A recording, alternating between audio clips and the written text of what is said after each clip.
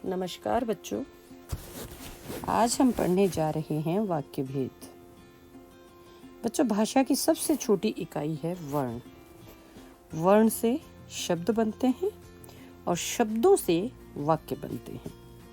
यानी व्याकरण की दृष्टि से अगर देखें तो भाषा की सबसे बड़ी रचना वाक्य है। इसे हम दूसरे अर्थों में कह सकते हैं कि शब्दों का वह समूह जो किसी न किसी भाव को प्रकट करता है वाक्य कहलाता है।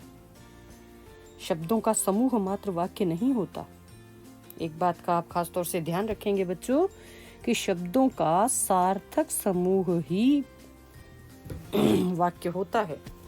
सिर्फ शब्द अगर हमने ले लिए हैं, कुछ शब्दों का समूह अगर लिया है और उसका कोई अर्थ नहीं बन रहा है तो हम उसे वाक्य नहीं कहेंगे। जैसे राम, मोहन, सीता, गीता। अब ये कुछ लोगों के नाम हैं, लेकिन क्या कहा जा रहा है, क्या कहने की कोशिश की जा रही है, इसमें कुछ भी समझ नहीं आ रहा है, तो इसे हम वाक्य नहीं कहेंगे। शब्दों के समूह को वाक्य कहलाने के लिए उसमें 5 बातों की आवश्यकता होती है बच्चों। क्या क्या चीजें हैं? पहली जो बात है जिसके वजह से किसी वाक्य को हम किसी वाक्य को हम वास्तव में वाक्य कह सकते हैं, किसी शब्दों के समूह को हम वाक्य कह सकते हैं, तो उनमें पहली बात है बच्चों सार्थकता। वाक्य के शब्द सार्थक होने चाहिए। जो कुछ भी हम बोलने जा रहे हैं बच्चों, उनका कुछ अर्थ निकलना चाहिए। वाक्य में जो शब्द हमने प्रयोग में लाए हैं उनका अर्थवान होना जरूरी है। लेकिन कभी कभी बच्चों कुछ शब्द ऐसे भी होते हैं जिनका कोई अर्थ नहीं निकलता, लेकिन वो सार्थक शब्दों के साथ मिलकर कुछ अर्थ निकाल देते हैं या सार्थक बन जाते हैं। जैसे इस जगह बैठकर क्या खुसर फुसर कर रहे हो, या पानी वानी पीकर जाना। वानी की तो कुछ नहीं होता, ज्यादा चूं चपड़ करने की कोशिश मत करो, वह बड़ी लल्लो चप्पो कर रहा है। तो ये कुछ ऐसे शब्द है जिनका लल्लो के साथ चप्पो आ गया, खुसुर कपुसुर हो गया, पानी का वानी हो गया। इन शब्दों के कोई अर्थ नहीं निकलते, लेकिन ये सार्थक अर्थों के साथ निकलकर एक विशेष अर्थ ला रहे हैं, तो ऐसे शब्दों को हम वाक्य में मानते हैं। वैसे अगर कोई बिना अर्थ के शब्द हैं तो उसको हम वाक्य नहीं मानेंगे। दूसरा है बच्चों आकांक्षा। आकांक्षा वाक्य इस प्रकार का होना चाहिए कि उसे सुनकर भाव समझने की आकांक्षा न रहे, अर्थात पूरा भाव प्रकट होना चाहिए। जैसे चाहता है। अब क्या चाहता है? हमारे मन में एक इच्छा जागती है, एक आकांक्षा जागती है कि क्या चाहता है, कौन चाहता है। तो ये पूरा जो अर्थ है नहीं दे रहा है, इसलिए इसको हम वाक्य नहीं मानेंगे, क्योंकि इसमें और कुछ जानने की आकांक्षा हमारे मन में बनी रहती है, जिज्ञासा बनी रहती है। इसके बजाय अगर हम कहें कि वह पढ़ना चाहता है, तो ये पूरी तरह से अर्थ स्पष्ट हो रहा है, तो इस वाक्य को हम सही वाक्य मानेंगे। तीसरी है बेटा योग्यता। शब्दों में प्रसंगानुकूल भावबोध की योग्यता होनी चाहिए। हम कुछ भी बोलने जा रहे हैं बच्चों, तो उसमें अर्थ, जो भी शब्द हम प्रयोग में ला रहे हैं उनमें अर्थ देने की योग्यता या सामर्थ्य होनी चाहिए। कई बार क्या होता है कि हमने जो शब्द अपने वाक्य में लिए उनका अपना अर्थ तो होता है, लेकिन जो हम कह रहे हैं उसके अनुसार वो अर्थ सही नहीं बन रहा है, तो इसे भी हम अशुद्ध वाक्य ही कहेंगे। जैसे हमने पानी खाया। अब हमने पानी और खाया शब्द तो तीनों सार्थक है, लेकिन ये सही ढंग से वाक्य का अर्थ नहीं दे रहे। वाक्य तो हम यही बनाएंगे ना कि हमने पानी पिया। तो कोई भी वाक्य जो है उसमें शब्दों को का अर्थ बताने की, प्रसंग के अनुसार शब्दों का अर्थ बताने की योग्यता होनी चाहिए। अगला है बच्चों समीपता, निकटता भी कह देते। वाक्य के शब्द समीप होने चाहिए, अर्थात उनमें निकटता होनी चाहिए। जब भी हम कोई बात कहते हैं तो उसमें उचित विराम चिन्ह लगते हैं। बात को कहने का एक तरीका होता है, जहाँ जरूरत है वहाँ विराम चिन्ह लगे, जहाँ जल्दी बोलना है जल्दी बोलें। या जहां थोड़ा रुकना है तो वहां रुके। बहुत ज्यादा रुक रुक के बोलने से या बहुत जल्दी जल्दी बोलने से वाक्य का अर्थ स्पष्ट नहीं होता। हम पिछला उदाहरण ही लेते हैं कि वह पढ़ना चाहता है। मैंने कहा वह, और फिर मैंने काफी देर के बाद कहा कि पढ़ना, और उसके बाद कहा चाहता है। टुकड़ों टुकड़ों में जब हम ये बात कहते हैं तो वाक्य का अर्थ उतने अच्छे ढंग से स्पष्ट नहीं होता। तो इसलिए उचित विराम चिन्हों के साथ वाक्य सही ढंग से बोला जाएगा, उसके शब्दों में निकटता होनी चाहिए, तभी उसे सही वाक्य माना जाएगा। उसके बाद है बच्चों अन्विति। अन्विति यानी एक रूपता होनी चाहिए व्याकरण की दृष्टि से। किस प्रकार से होना चाहिए? मेल होना चाहिए। हम जो कोई भी बात कहने जा रहे हैं उसमें कर्ता, कर्म या अन्य जो कुछ भी हम वचन, कारक जो भी इसमें हम प्रयोग में ला रहे हैं वाक्य में, उनमें उपयुक्त मेल होना चाहिए। अगर मेल नहीं है तो उसको हम सही वाक्य नहीं मानते। जैसे हम खाना खाता हूँ, ये सही वाक्य नहीं है, क्योंकि यहाँ कर्ता और क्रिया एक जैसी मेल नहीं खा रही है। क्रिया बहुवचन है, क्रिया एक वचन है, और हम शब्द जो है वो बहुवचन है। तो या तो हम खाना खाते हैं या मैं खाना खाता हूँ, इस तरह से होता तो सही होता। यानी व्याकरण की दृष्टि से जो कुछ भी हम वाक्य में शब्दों का प्रयोग कर रहे हैं उनका आपस में मेल होना चाहिए। अब बात करते हैं बच्चों वाक्य के अंगों की। वाक्य के कितने अंग हैं? अगर हम देखें तो मोटे मोटे तौर पे कर्ता और क्रिया दो ही चीजें होती हैं वाक्य में, बाकी सब उनका विस्तार होता है। एक वो जो काम करने वाला है और दूसरा वो जो काम करता है। जो काम हो रहा है, काम करने वाला यानी कर्ता, और क्रिया कार्य का होने का जिससे बोध होता है। तो मुख्य रूप से कर्ता और क्रिया ही होते हैं। कर्ता का जो विस्तार है या कर्ता है उसे हम उद्देश्य कहते हैं, और जो क्रिया का विस्तार है उसे हम विधेय कहते हैं। जैसे अब आगे हम जानते हैं वाक्य के जो दो घटक हैं वो उद्देश्य और विधेय ही होते हैं। उद्देश्य कर्ता के आधार पर बनता है और विधेय जो कर्ता के बारे में कहा जाए उसके आधार पर बनता है। उद्देश्य वाक्य में जिसके इस विषय में कुछ कहा जाता है वह उद्देश्य है, और विधेय उद्देश्य के विषय में जो कहा जाता है वह विधेय कहलाता है। जैसे राम विद्यालय जाता है, इसमें राम कर्ता है तो ये उद्देश्य है, और विद्यालय जाता है, राम के बारे में कहा गया है कि वो विद्यालय जाता है, तो ये उद्देश्य का विस्तार है, इसलिए ये विधेय है।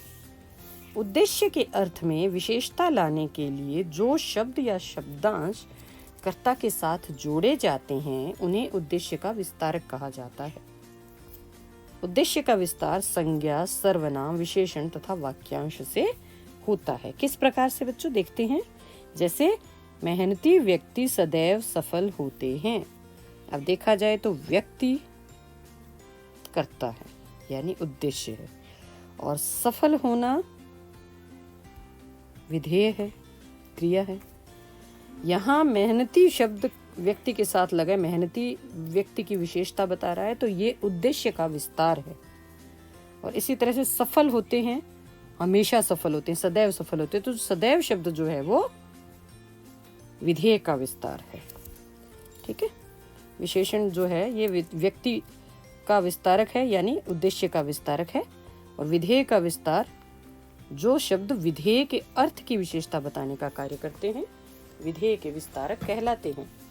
विधेय का विस्तार कारक, क्रिया विशेषण तथा पूर्वकालिक क्रिया द्वारा होता है। एक उदाहरण हम और देखते हैं बच्चों।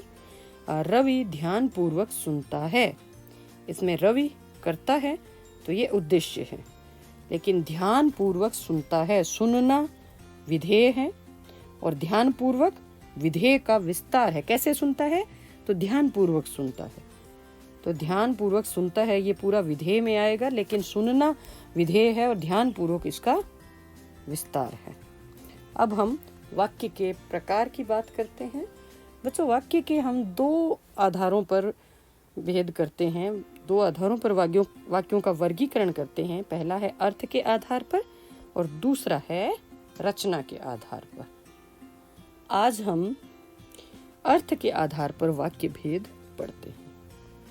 अर्थ के आधार पर बच्चों वाक्य के 8 भेद होते हैं। विधानवाचक वाक्य, निषेधात्मक वाक्य, प्रश्नवाचक वाक्य, संदेहवाचक वाक्य, विस्मयादिवाचक वाक्य, इच्छार्थक वाक्य या इच्छावाचक वाक्य, संकेतवाचक वाक्य और आज्ञावाचक वाक्य। विधानवाचक वाक्य, जहां किसी कार्य के होने का बोध हो वहां विधानवाचक या विधिवाचक वाक्य होते हैं।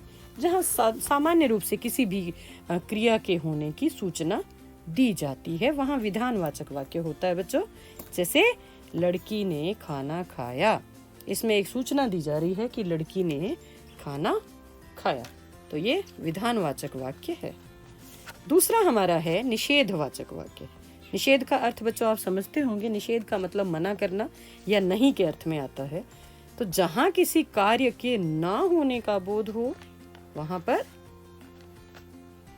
निषेधवाचक वाक्य होता है। जैसे पहले विधानवाचक में हमने बात की लड़की ने खाना खाया, उसी का अगर हम निषेध में परिवर्तित करते हैं तो क्या बनेगा बच्चों? लड़की ने खाना नहीं खाया। यहाँ किसी कार्य के नहीं होने का बोध हो रहा है। तीसरा है बच्चों हमारा प्रश्नवाचक वाक्य। जैसा कि नाम से ही पता चल रहा है कि जिन वाक्यों का प्रयोग प्रश्न पूछने के लिए किया जाता है उन्हें प्रश्नवाचक वाक्य कहते हैं। जैसे क्या लड़की ने खाना खाया? ये प्रश्न पूछा जा रहा है तो ये प्रश्नवाचक वाक्य है। उसके बाद है बच्चों संदेहवाचक वाक्य। ऐसे शब्द, ऐसे वाक्य जिनसे किसी बात का हमें पूरा सही ढंग से स्पष्ट नहीं होती है, कोई बात पूरा स्पष्टीकरण नहीं मिलता है, कोई संदेह या संभावना बनी रहती है, तो ऐसे वाक्यों को हम संदेहवाचक वाक्य कहते हैं। जिन वाक्यों से किसी कार्य के होने में संदेह या संभावना का बोध हो उन्हें संदेहवाचक वाक्य कहते हैं। जैसे शायद लड़की ने खाना खा लिया होगा। यहाँ पक्का नहीं है कि लड़की ने खाना खा लिया, यहाँ संभावना व्यक्त की जा रही है कि शायद उसने खाना खा लिया होगा। अब हमारा अगला जो भेद है बच्चों वो है विस्मयादिवाचक वाक्य।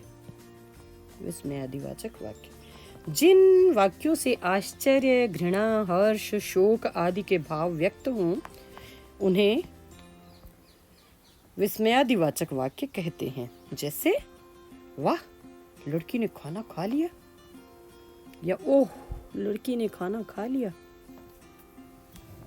अरे लड़की ने खाना खा लिया। किसी भी तरह से हम बनाए जहां से आश्चर्य, घृणा, हर्ष, शोक इत्यादि भाव व्यक्त होते हैं बच्चों, वो सारे विस्मयादिवाचक के अंतर्गत आते हैं। इनकी एक और पहचान है कि अक्सर पहला जो वाक्य का शब्द होता है वो विस्मयादिवाचक ही होता है और उसके साथ विस्मयादिबोधक चिन्ह भी लगा हुआ होता है। अब अगला हमारा जो वाक्य है भेद वो है इच्छावाचक वाक्य। जिन वाक्यों में वक्ता की इच्छा, आशा या आशीर्वाद, शुभ कामना आदि का भाव व्यक्त हो उसे इच्छावाचक वाक्य कहते हैं। हम इसका भी बना सकते हैं, काश लड़की ने खाना खा लिया होता। कुछ और उदाहरण, ईश्वर तुम्हें दीर्घायु करें, भगवान तुम्हारी मनोकामना पूर्ण करे, नव वर्ष मंगलमय हो, तुम दिन दूनी रात चौगुनी तरक्की करो। इस प्रकार के बेटा जितने भी उदाहरण हैं जिनमें किसी को शुभकामना दी गई है, किसी के लिए कोई इच्छा व्यक्त की गई है, किसी को आशीर्वाद दिया गया है, तो ये सारे वाक्य इच्छावाचक वाक्य कहलाते हैं। अगला है हमारा संकेतवाचक वाक्य। जिन वाक्यों में एक क्रिया का होना दूसरी क्रिया पर निर्भर हो उन्हें संकेतवाचक वाक्य कहा जाता है। जैसे यदि वर्षा होती तो फसल अच्छी होती। इसमें देखो बेटा एक क्रिया जो है दूसरी क्रिया पर आधारित है। फसल अच्छी कब होती? जब वर्षा अच्छी होती। वर्षा अच्छी होने पर फसल के अच्छी होना निर्भर करता है, यानी एक क्रिया दूसरी क्रिया पर निर्भर है। लड़की वाला जो वाक्य है हम उसको भी बना सकते हैं कि यदि भूख लगी होती तो लड़की खाना खा लेती, या यदि लड़की खाना खा लेती तो भूखी नहीं मरती। कुछ भी बना सकते हो। हाँ, एक बात का ध्यान रखना है कि ज्यादा अर्थ परिवर्तित नहीं होना चाहिए, वाक्य वही रहना चाहिए जब आप परिवर्तित करते हो। आज्ञावाचक वाक्य।